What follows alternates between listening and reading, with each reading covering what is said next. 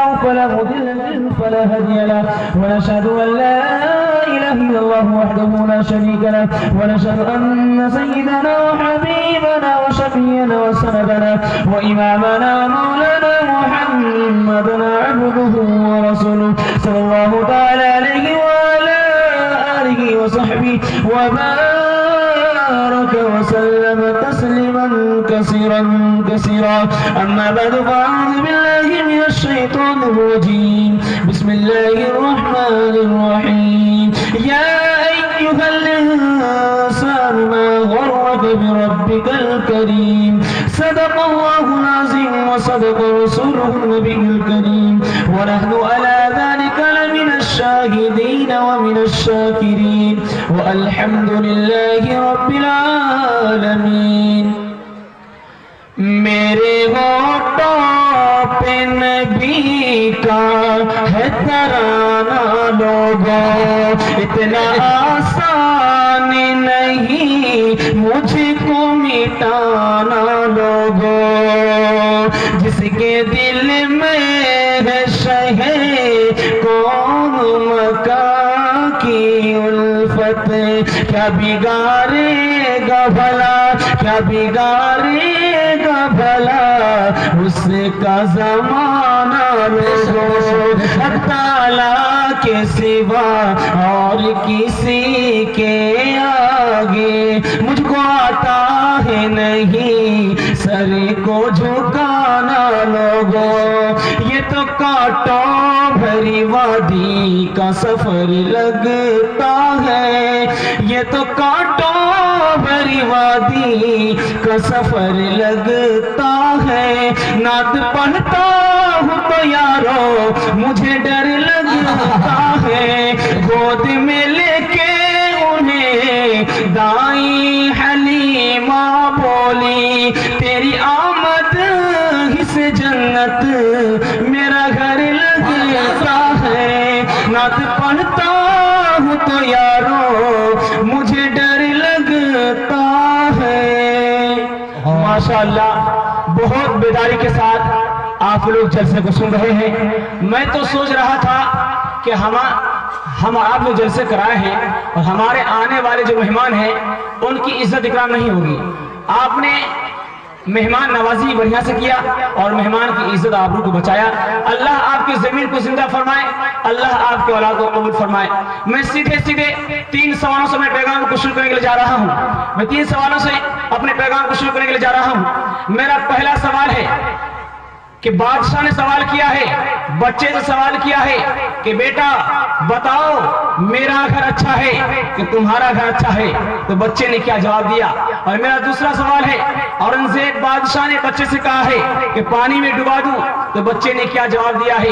और मेरा तीसरा सवाल है कि औरत आज के दौर में औरत को पर्दा करने की जरूरत है, औरत के साथ साथ किसको पर्दा करना जरूरी है। अगर आप लोग मुकम्मल सुनने के लिए तैयार हैं और मुकम्मल बेदार हैं, एक मतलब हाथ उठा दें इंशाअल्लाह। मेरा पहला सवाल था कि बादशाह ने बच्चे से सवाल किया है कि बेटा बताओ मेरा घर अच्छा है कि तुम्हारा घर अच्छा है, तो बच्चे ने बादशाह से बोला कि मैं इस बात को सोचता हूँ और दिमाग में लगाता हूँ कि बादशाह का घर आलीशान मकान है, लेकिन इस वक्त बादशाह मेरे घर में है, मेरे घर से अच्छा बादशाह का घर नहीं है। और मेरा दूसरा सवाल था कि औरंगजेब बादशाह ने बच्चे सवाल किया है कि बेटा पानी में डुबा दूं, तो बच्चे ने कहा बादशाह अगर मेरा हाथ नहीं पकड़ता तो मैं पानी में डूब सकता था, बादशाह ने तो मेरे दोनों हाथ पकड़ के रखे हैं, मैं कहां से डूबूं। मेरा तीसरा सवाल था कि आज के दौर में औरत को पर्दा करना तो जरूरी है, औरत के साथ साथ आज के दौर में मर्द को भी पर्दा करना जरूरी है। हजरत नानोतवी रहमतुल्लाह अलैह के पास एक यहूदी आया, कहा कि मुसलमान अपनी बीवी को बच्चे को कैद खाने में रखते हैं। कहा कि कैद खाने में कहाँ रखते हैं। कहा कि जब तुम्हारी बीवी ये बेटी बाहर निकलती है तो बुर्खा लगा करके निकलती है। कहा कि वो बुर्खा नहीं है, वो पर्दे की चीज है, औरत पर्दे की चीज है। अगर औरत पर्दे से बाहर हो जाए, औरत की इज्जत भी जाएगी, आबरू भी जाएगी। हजरत ने कहा ये उल्लू का पट्टा ऐसे नहीं समझेगा, इसको मिसाल देना पड़ेगा। हजरत ने कहा, उससे कहा कि एक नींबू लाओ और पानी लाओ और चीनी लाओ। हजरत ने नींबू को काटा और नींबू का रस पानी में गाड़ा और चीनी मिलाया। हजरत ने शरबत बनाया। शरबत बना करके हजरत पी गए और पी गए। कहा देखो नींबू को काटा है मैंने, नींबू को पानी में निचोड़ा है मैंने और चीनी डाला है मैंने, इस शरबत को बनाया मैंने, इस शरबत को पिया है मैंने। बताओ तुम्हारे मुंह में पानी आ रहा है कि नहीं आ रहा है? कहा हजरत मुंह में पानी आ रहा है। कहा यही बात है जो औरत पर्दे से बाहर हो जाते हैं, बाहर हो जाती है तो आवारा लड़कों के मुंह में पानी आ जाता है। मैं दिखलाने के लिए जा रहा हूँ, आप जिस पंडाल में बैठे हुए हैं, आप दीन के पंडाल में बैठे हुए हैं, यहाँ अल्लाह और रसूल की बात होती है, लेकिन ये दीन कैसे फैला और ये दीन कैसे बाकी है, आपको सुन करके हैरत होगी। ये दीन जो फैला है ये दावत और तबलीग से फैला है, और ये दीन जो बाकी है ये मदरसे के जरिए से बाकी है। मौलाना इलियास रहमतुल्लाह अलैह 100 से मुल्क में दावत और तबलीग के काम शुरू कर दिए। अंग्रेज आए, 4000 मदरसे को बंद कर दिए। चोरी छुपे जो आलिम थे उसने अपने बच्चे को पढ़ाया, उसने अपने बच्चे को पढ़ाया। इस कड़ी में से हमें आपको दीन इस्लाम मिला है, दीन मजहब मिला है। अगर आप आलिम की इज्जत नहीं करेंगे, अगर आप आलिम की इज्जत नहीं करेंगे, अल्लाह आपको औलाद को इनसे महरूम कर देगा। याद रखिए, आप आलिम की इज्जत कीजिए। हजरत मौलाना यूसुफ रहमतुल्लाह अलैह के पास एक आदमी आया, कहा मैं अपने बच्चे को आलिम दीन बनाना चाहता हूँ, हुफ़ाज़ किराम बनाना चाहता हूँ। कहा कि ये जो तुम्हारे सामने मस्जिद है, ये जो तुम्हारे सामने मस्जिद है, क्या तुम यहाँ के इमाम से नफरत करते हो? कहा यहाँ के इमाम से मैं नफरत करता हूँ। कहा कि जो तुम्हारे सामने मदरसा है, इसमें जो उस्ताद पढ़ाने वाले हैं, क्या तुम इन उस्ताद से नफरत करते हो? कहा मैं इनसे भी नफरत करता हूँ, इनकी लड़ाई झगड़ा उनसे कर देता हूँ। कहा कि फिर तुम्हारा बच्चा आलिम दीन नहीं बन सकता, इसलिए कि इल्म जो निकलता है मदरसों से नहीं निकलता, इल्म जो निकलता है आलिमों के सीनों से निकलता है। तुमने आलिम के दिल को दुखाया, तुम्हारे बच्चे पर मेहनत नहीं होगी, तुम्हारा बच्चा हुफ़ाज़ किराम नहीं बन सकता। हक कोई के जुर्म में, हक कोई के जुर्म में, यूरिश हो या अमन में, सहते रहे सितम उलमाए देवबंद। मेवात का इलाका तारीखियों का डेरा, इलियास ने लहराया तबलीगी का ये भेड़ा। उनकी तरफ को देखो, फिक्रों करब को देखो, सारे जहान का हम उलमाए देवबंद।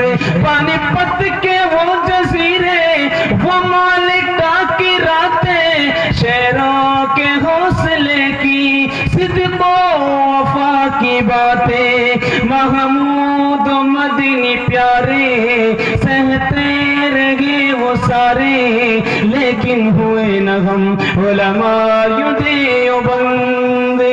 मैं बच्चों के हवाले से बहुत तेजी के साथ पैगाम ला रहा हूँ, बहुत तेजी के साथ बच्चों के हवाले से लेकर आ रहा हूँ। आज नाम मुसलमान है, मुसलमान का बच्चा है, लेकिन मुसलमान होकर के बेटा को इधर बुला रहा है, बेटा को बुला रहा है पश्चिम की तरफ, बेटा भाग रहा है दक्षिण की तरफ। मैं दिखलाने के लिए जा रहा हूँ, बच्चा मुसलमान का बच्चा, हमारा औलाद मेरा बात नहीं सुनता, वजह क्या है मैं आपको दिखलाने के लिए जा रहा हूँ। हमने उस बच्चे को शुरू में कुरान और हदीस की तालीम नहीं दिया। यहाँ एक कहावत मशहूर है कि हम लोग कहते हैं कि अभी बच्चा है, ये जवान होगा, सुधर जाएगा। ये बात गलती से दिमाग से बात निकाल दीजिए। आप एक कच्चा करची को लीजिए और कच्चा करची जिस तरफ लिवाएंगे वो लिप जाएगा, और एक पक्का करची लीजिए, उधर अगर उसको मोड़ेंगे वो टूट जाएगा, लिवेगा नहीं, वो टूट जाएगा। यही वजह है कि बच्चे में हमने उसे कुरान और हदीस की तालीम तो दिया नहीं, कुरान और हदीस की तालीम दिया नहीं हमने, वो बच्चा आगे चलकर नाफरमान हो गया। आज उलमा इकराम की सोहबत में बैठने से आज दूर भाग रहा है। दिखलाने के लिए जा रहा हूँ। औरंगजेब बादशाह के जमाने में औरंगजेब बादशाह ने एक बच्चे को बुलाया, अपना पगड़ी उस बच्चे पर रख रहा है, अपना पगड़ी उस बच्चे पर रख रहा है। कहा कि तुम बच्चा रो रहा है, कहा तुम रोती क्यों हो, इतना बड़ा ओहदा मिल रहा है। कहा कि मैं इसलिए रहा हूँ, काश अगर मेरी माँ जिंदा होती तो मैं माँ को बताता ये बादशाह बुरा आदमी नहीं है, अगर ये बुरा होता तो लोग के बच्चे को पढ़ा लिखा करके, दुश्मन के बच्चे को पढ़ा लिखा करके गद्दी पर नहीं बैठाता। आप अपने बच्चे पर एक एहसान कीजिए, जब तक आपका बच्चा इस दुनिया में रहेगा आपको एहसान को याद करता रहेगा। आप अपने बच्चे को अच्छा खाना खिलाएंगे वो भूल जाएगा, अच्छा माना मकान बना के देंगे वो भूल जाएगा, अच्छा कपड़ा पहनाएंगे वो भूल जाएगा। लेकिन अगर आपने कुरान हदीस की तालीम दे दिया वो पूरी जिंदगी आपको याद करता रहेगा। आज नौजवान, हमारा नौजवान तरक्की क्यों नहीं कर पा रहा है? आज मुसलमान का बच्चा है, बल्कि उसके पास ईमान है, उसे तरक्की करना चाहिए, लेकिन तरक्की नहीं कर रहा है। ये क्या वजह है? ये माँ बाप की बेदुआ की वजह से आज मुसलमान का बच्चा तरक्की नहीं कर पा रहा है। कहा कि जिस दूध में छाली नहीं वो दूध बेकार, जिस घर में साली नहीं वो घर बेकार। साली है लेकिन दिल्ली में बैठा है, साली से बात कर रहा है, बहन से बात ही कर रहा है, साली से बात कर रहा है। और 1 किलो साबुन साली के लिए, 3 किलो साबुन बीवी के लिए। माँ को साबुन नहीं, माँ को साबुन नहीं, बहन को साबुन नहीं। जिस दूध में छाली नहीं वो दूध बेकार, जिस घर में साली नहीं वो घर बेकार। दिखलाने के लिए जा रहा हूँ, याद रखिए आप अपने बच्चों पर एक एहसान कर दीजिए, कुरान और हदीस की तालीम दे दीजिए। आप मर जाएंगे, मरने के बाद आपका कब्र पर आपका औलाद सिर्फ इतना पढ़ देगा, अल्हम्दुलिल्लाह रब्बिल आलमीन अर्रहमानिर रहीम। अल्लाह हिसाब किताब करने वाले फरिश्तों से कहेंगे वापिस आ जाओ। कहा फरिश्ते कहेंगे अल्लाह बहुत गुनहगार है। कहा तुम इस गुनहगार बंदे को देख रहे हो, मैं इस गुनहगार बंदे का कब्र का ऊपर का हाल देख रहा हूँ। इसका औलाद मुझे रहमान और रहीम का घर पुकार रहा है, खुदा मैं इसको सजा नहीं दे सकता हूँ। हर चीज तो मिल जाएगी बाजार में, लेकिन बाजार में लेकिन माँ बाप से